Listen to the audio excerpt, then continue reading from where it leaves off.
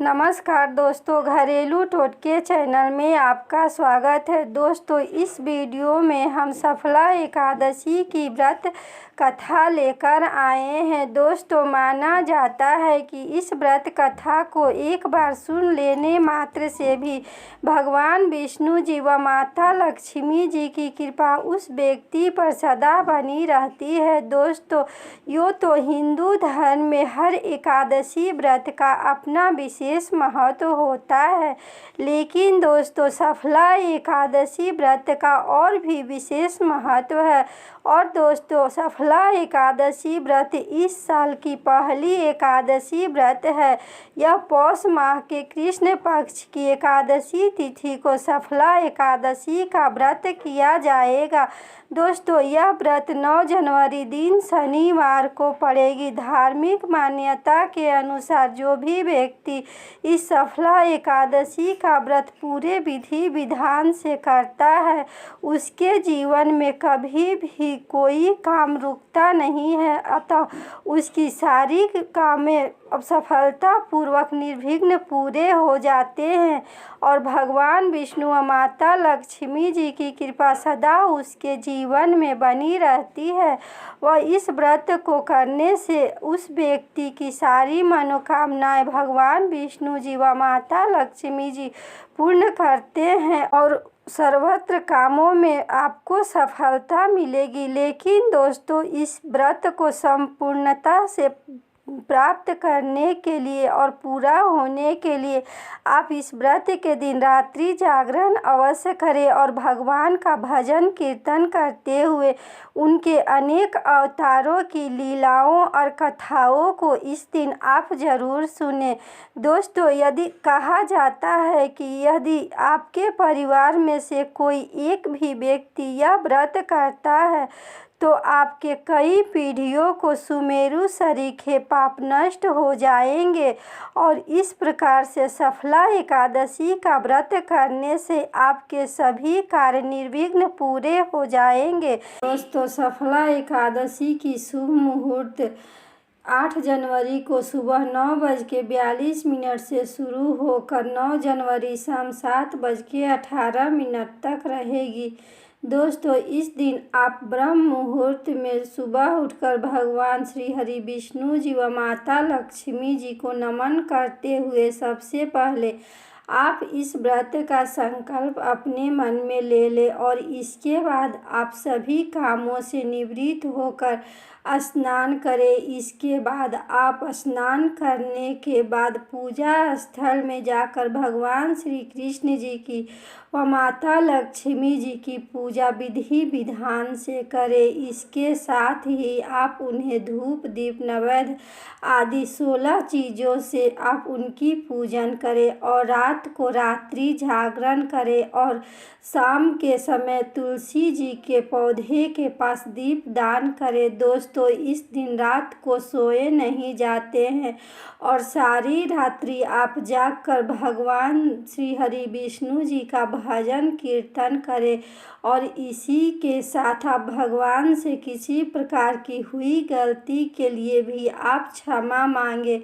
और फिर अगले दिन यानी 10 जनवरी रविवार के दिन सुबह पहले की तरह ही आप पूजन अर्चना करें और इसके बाद पूजा करने के बाद आप ब्राह्मणों को दान दक्षिणा दें और फिर उन्हें अपने घर भोजन कराएं और अपने सामर्थ्य के अनुसार दक्षिणा दें और उन्हें भेंट दक्षिणा देकर ही आप प्रसाद ग्रहण करके इस व्रत का पालन करें। दोस्तों, व्रत के दिन यदि नियमों का पालन नहीं आप करते हैं तो आपको इस व्रत का पूर्ण फल प्राप्त नहीं होगा।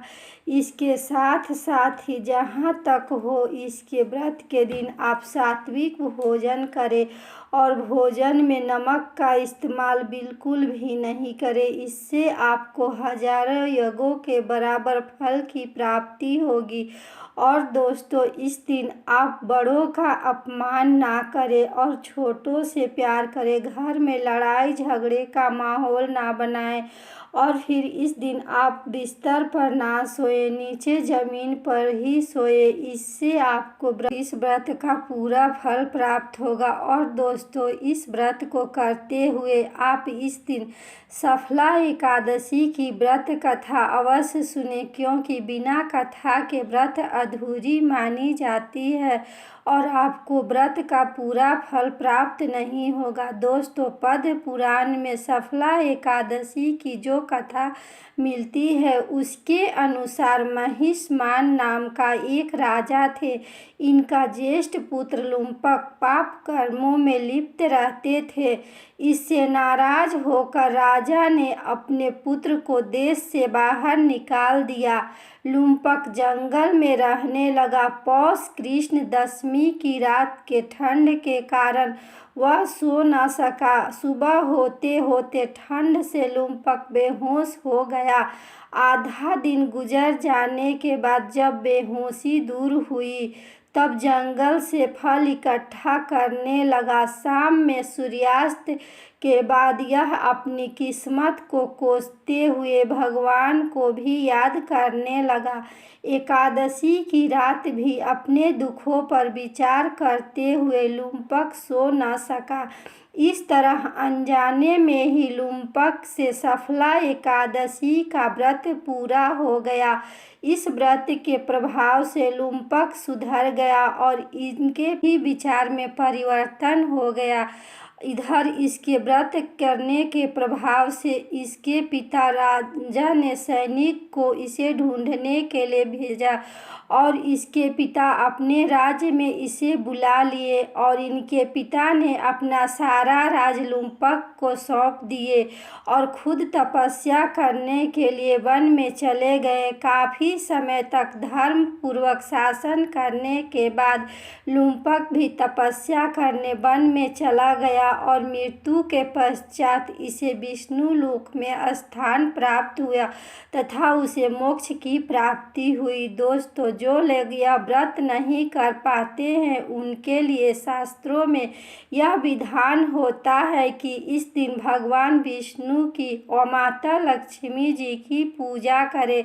दैनिक जीवन के कार्य करते हुए भगवान का स्मरण अवश्य करें और संध्या के समय पुनः भगवान की पूजा और आरती करने के बाद भगवान की इस कथा का पाठ अवश्य सुने।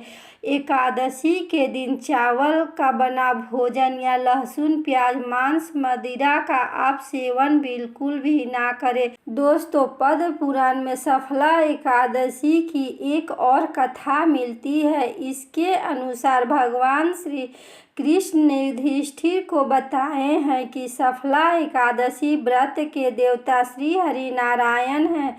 जो व्यक्ति सफला एकादशी के दिन व्रत रखकर भगवान श्री हरि विष्णु जी व माता लक्ष्मी जी की पूजा अर्चना विधि विधान के अनुसार करते हैं और रात्रि में जागरण करते हैं, भगवान विष्णु व माता लक्ष्मी का ध्यान करते हुए श्री हरि के अवतार एवं उनकी लीलाओं की कथाओं का पाठ का श्रवण करते हैं और उनका व्रत सफल होता है। दोस्तों, जीवन का हर सुख उस व्यक्ति को प्राप्त होता है और मृत्यु के बाद उसे सद्गति प्राप्त होती है। दोस्तों, आशा ही नहीं पूर्ण विश्वास है कि यह वीडियो आपको बहुत पसंद आई होगी। दोस्तों, इस वीडियो को लाइक करें, शेयर करें और इस चैनल को सब्सक्राइब करें। धन्यवाद।